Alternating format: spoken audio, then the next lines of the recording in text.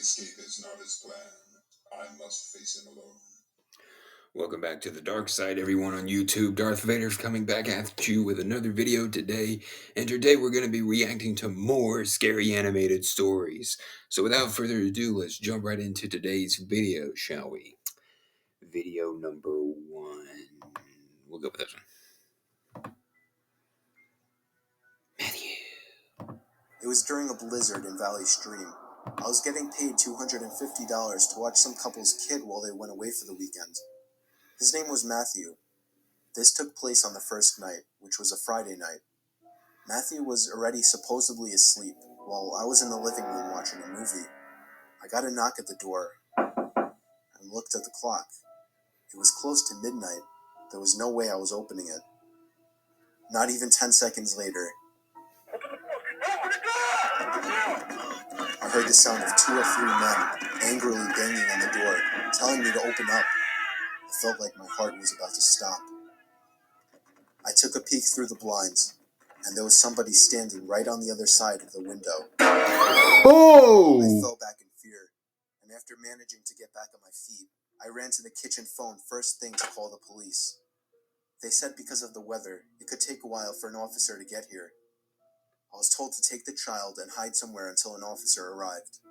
They wanted to keep me on the line, but I wasn't thinking clearly in the heat of the moment and hung up.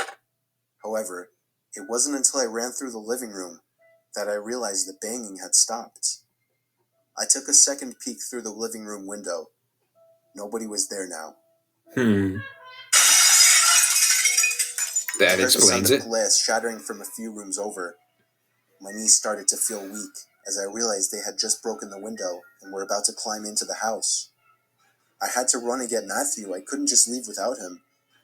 Of course, when I got upstairs, there was no time left to run back downstairs, as I already heard footsteps and laughter coming from downstairs. Oh boy. I covered Matthew's mouth with my hand as I ran with him into his toy closet. A few minutes dragged on to what felt like half an hour as we sat there in the dark closet. Matthew began to squeal as footsteps on the carpet reached the outside of his bedroom door. There was more than one person. They came inside. There weren't many places to hide in this room. I was actually reflecting on my whole life, so sure I was going to die. We heard the sound of a police siren outside, even from in the closet, and then I heard one of the men in the room mutter, "Oh shit." I opened the door back up as I heard at least 3 pairs of footsteps hurriedly rushing down the stairs.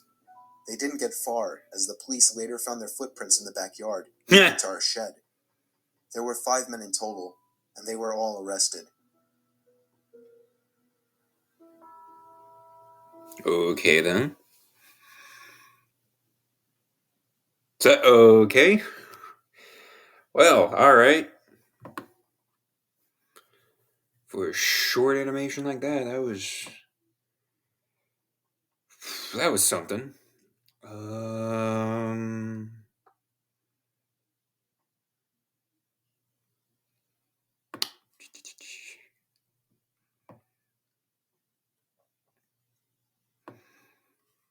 What about the bridge?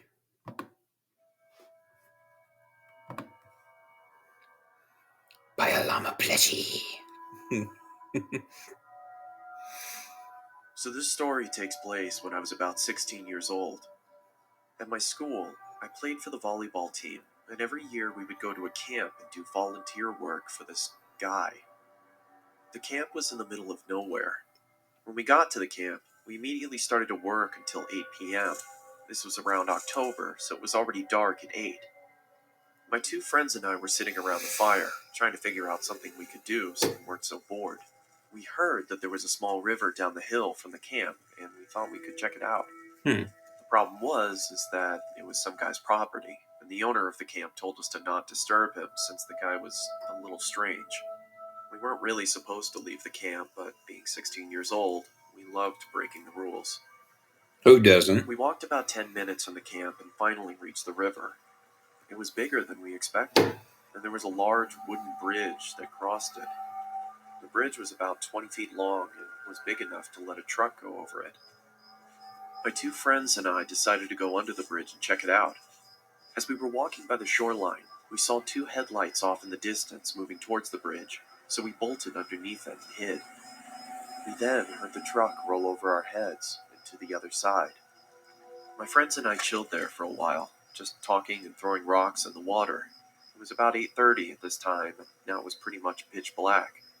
That's when we started to hear a slow rumble in the distance. The same truck had come back, and this time it was moving much slower. We stayed put under the bridge, stifling our laughter. Eventually, the truck moved over the bridge, but rather than going over to the other side, the truck stopped right on top of us. The only thing you could hear was the rushing water and the hum of the engine. Then, the door of the truck swung open, and out came a loud thump on top of the bridge. Then we heard a loud scream saying, "I know you're out there! I'm gonna find you!" I looked at my friends and they were both shaking in fear. This must have been the crazy property owner, and he seemed pissed that we were on his land. He started screaming and saying he was going to hurt us if he finds us. We could see that he had a flashlight and he was swinging it around looking for us. We heard loud thumps as he walked around a little bit, calling out for us, and thank God he never went under the bridge. Eventually, it went silent, and it sounded as if he went back into his truck. I was too terrified to move.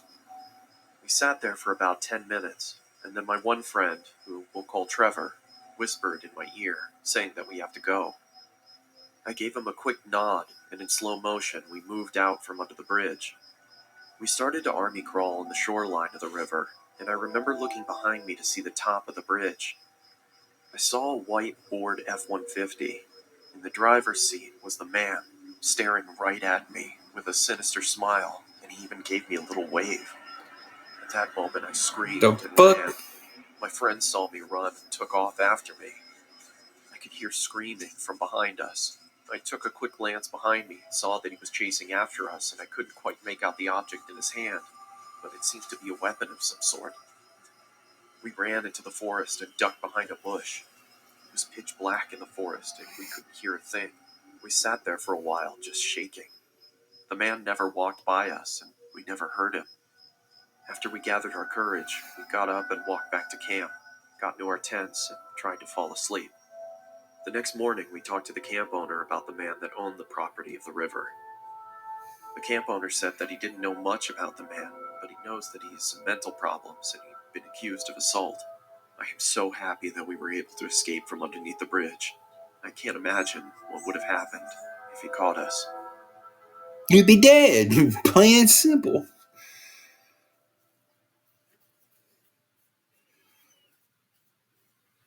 Thank you for Okay, it's like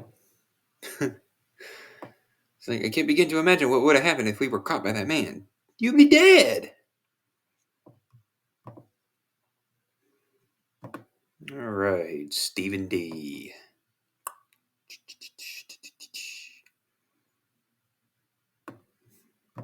What? On January 14, 2018, Jordan Turpin escaped through the window of her home at 5 a.m. and ran away down the neighborhood. She was shaking uncontrollably, grasping on an old cell phone her brother had, and proceeded to dial 911. Okay. The dispatcher picks up. This is 911. Do you have an emergency?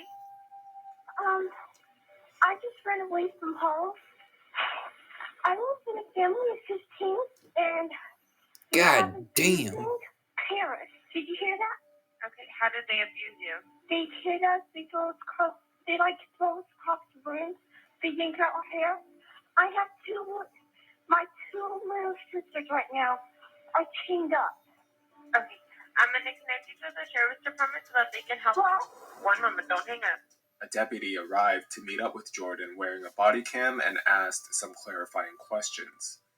Are you on medication? What is medication? She reiterated that her parents have chained up her sisters because they stole mother's food. If they noticed her missing, they will definitely cover it up. The bewildered deputy asked if she had any pictures to prove these claims, and immediately she says, "Yes, I do." She didn't at first, but her sister told her to take pictures as evidence. "Make sure you save that, okay?" he told her. At 7:23 a.m., police arrived to the Turpin house. They knocked on the door for over 2 minutes, and then it opens. The mother and father peek out. Hello, we got a call to do a welfare check here. A warrant wasn't needed because children were in danger. Immediately, the mother began to breathe heavily. Both confused, the deputies entered the Turpin house. What they Okay. witnessed inside was one of the strangest cases they've ever come across. The atrocious smell of human feces, trash everywhere, food covered in mold, dead pets, and that was just the environment they were in. Oh, wow. The Turpin household had a total of 13 biological children, 3 of which deputies saw with their own eyes chained to their beds. They thought the siblings were all mere kids, but over half of them were already adults. The Wow. youngest, a 2-year-old, and the eldest, 29.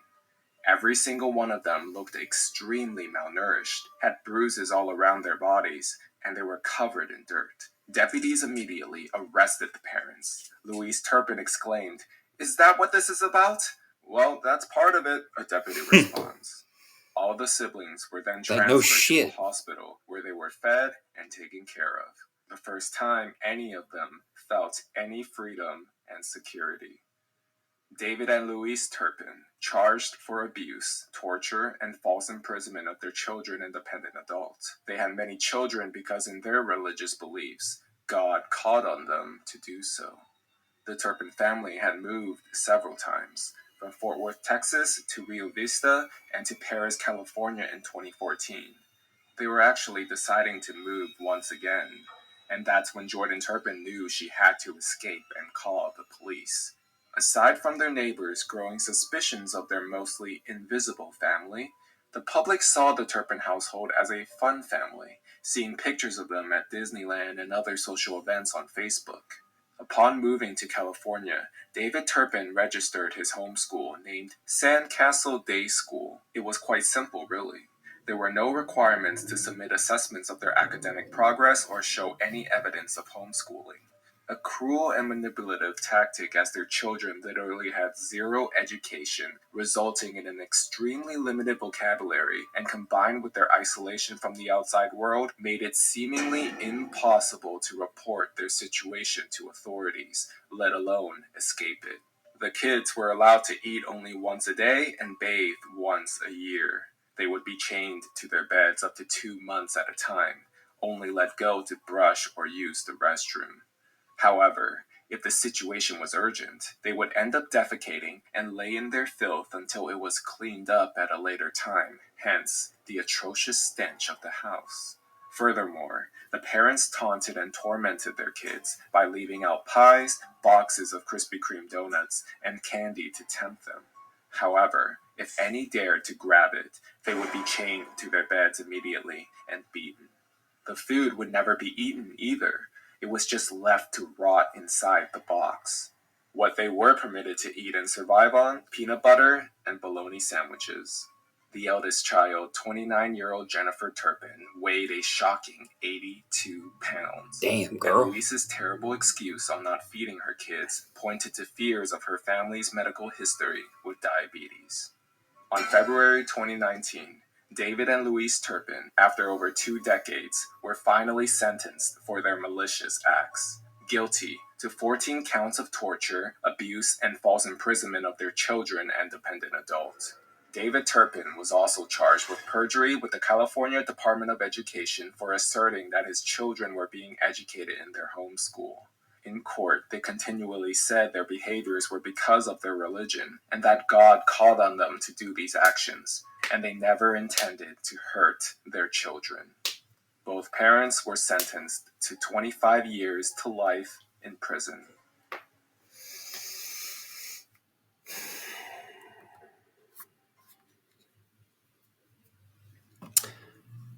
Wonder how those kids are doing now. Hopefully they're doing better. Well, I'm pretty sure they're doing better since they're not in that hell anymore.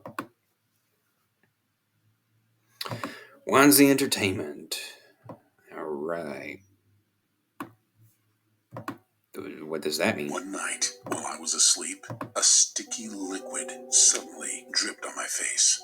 I woke up, sat up, but to my surprise, there was nothing. Confused, I felt a warm breeze on my face as if someone was breathing on me, right I was tremendous. Bet you need a Tic Tac. But clearly, there was nothing or no one there. Then suddenly, something pounded my chest like a hammer. I fell back with intense pain. I clutched my chest. I couldn't breathe. All I could hear was the strange sound of laughter. I fell out of bed and rolled under the bed in great pain. A loud bang hit the floor next to me. A huge dent was left in the floor.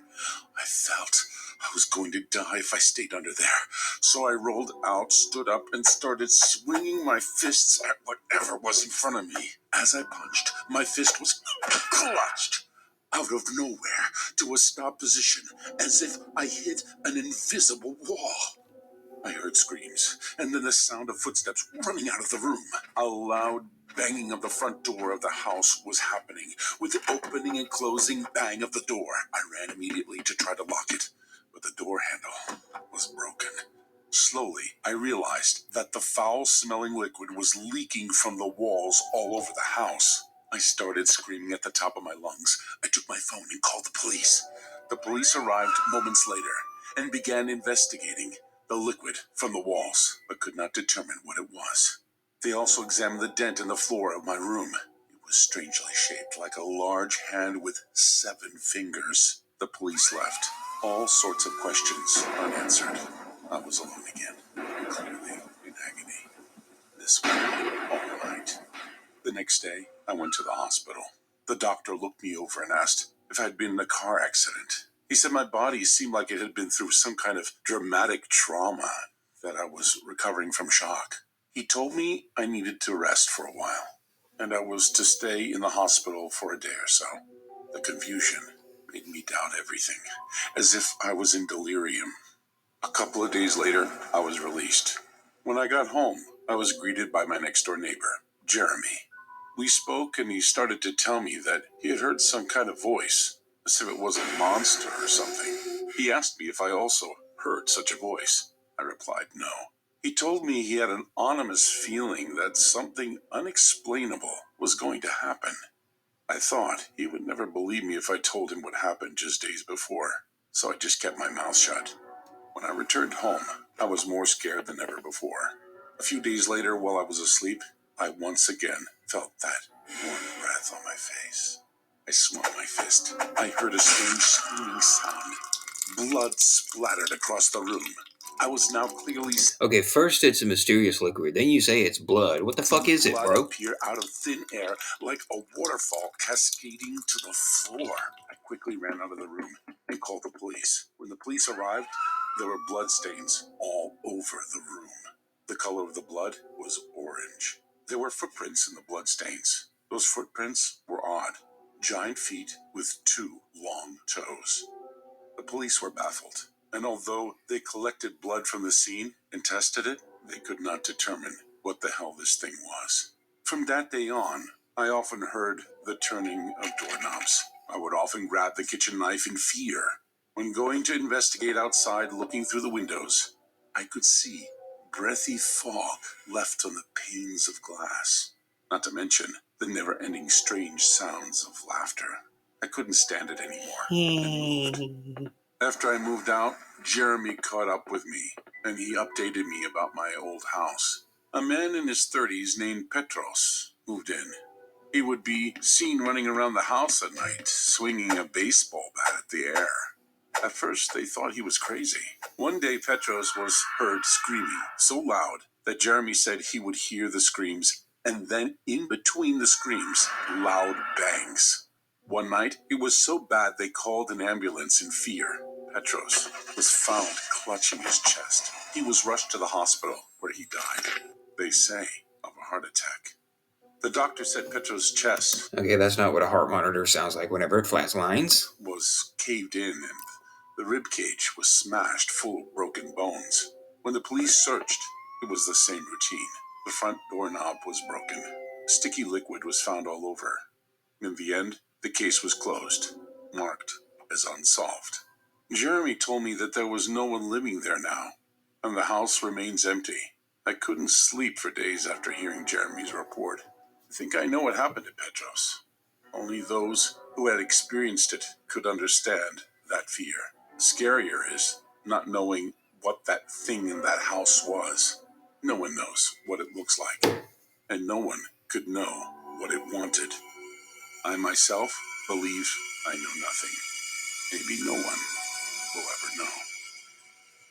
It's probably a demon or something. But that's very bizarre. I don't get it.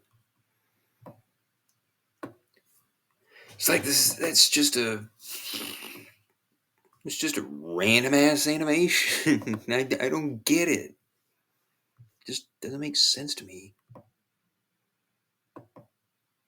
How about another babysitting horror story? This happened while babysitting.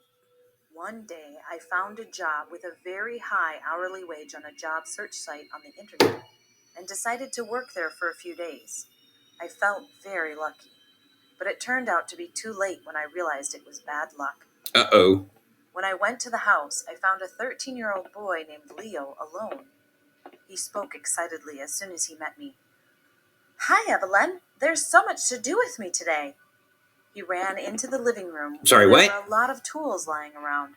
I wondered what he was trying to do, but I was worried that something annoying would happen. Something annoying. Not something dreadful, something annoying, okay? After a while, I ate with him and sat on the sofa to rest. But he started watching a very dangerous-looking martial arts fight video on his phone next to him. Okay. Then he suddenly shouted, "Wow, I want to be like those people, so you can kill people with your bare fists."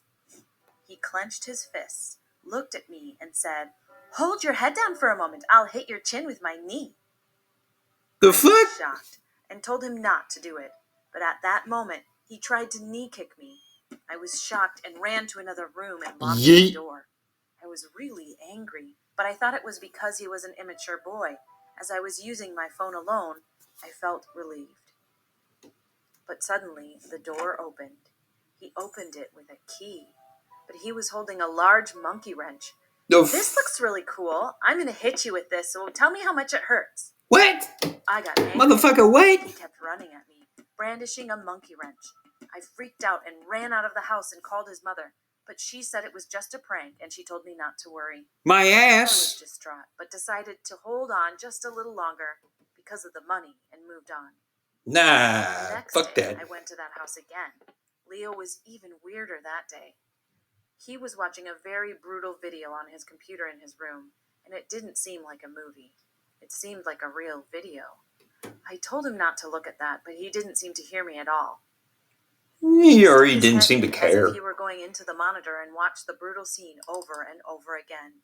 Meanwhile, he kept muttering things to himself, such as, "This is awesome," and "This must be really fun." I got goosebumps and was waiting for time to pass quickly. Alright, someone so I call the could get cops home on that before little motherfucker. After a while, Leo called me, and when I went to him, he was holding a large pair of scissors and shouting, "Evelyn, are these scissors really big?" I asked my mom to buy me the biggest one. "Don't move, because I need to test how lethal this thing is on you." I yelled at him to stop, but then he frowned and started breathing heavily. "If you're going to keep rejecting me like that, why did you come to my house? You don't do anything for me." He was furious and swung the scissors in the air. "Leo, put down those scissors, otherwise I'll call your mom." I picked up the phone and shouted at him, but he burst out laughing. "It's okay, my mom is a nurse, so she can treat you." And then he came That doesn't mean towards me, shit, his scissors motherfucker. wide open. He swung the scissors at me and I barely managed to dodge them, then ran out the front door. Then he opened the window inside the house and shouted at me, "Since you keep running away, I need to get a weapon that can be thrown." I called his mother, explained what had happened, and told her I wanted to quit. But she spoke over the phone as if she was very annoyed. "I'll give you more money, so do whatever he asks." I Fuck said I you. couldn't lose my life for money and hung up, and I never contacted her again. But a few days later, something shocking happened. Leo sent me a photo in which he was making a V with a fork stuck to a woman's neck. Leo said the experiment was finally a success, and he asked me to call him the Fork Killer. I was so shocked. I called his mom, and she said Leo had killed his new babysitter by sticking a fork in her neck. And since Leo was begging her to get a new babysitter, she asked me what she could do. She cried, saying she couldn't believe her son was a psychopath. This is After a some serial time, killer in the making. Leo ended up in juvenile detention, but I know what he will do when he gets out of prison. Anyone, please never go to his house. That's a little fucking serial killer in the making right there. That's going to do it for today's video, guys. That was highly disturbing as all hell. If you enjoyed this video, be sure to leave a like on the video down below. If you're new around here, be sure to subscribe, turn on the notification icon so you don't miss a single video that I upload. I don't know what to make of this video. So, but yeah, that's going to do it for today's video, guys. Remember, the Force will be with you always, and your destiny lies with me. Obi-Wan knew this to be true.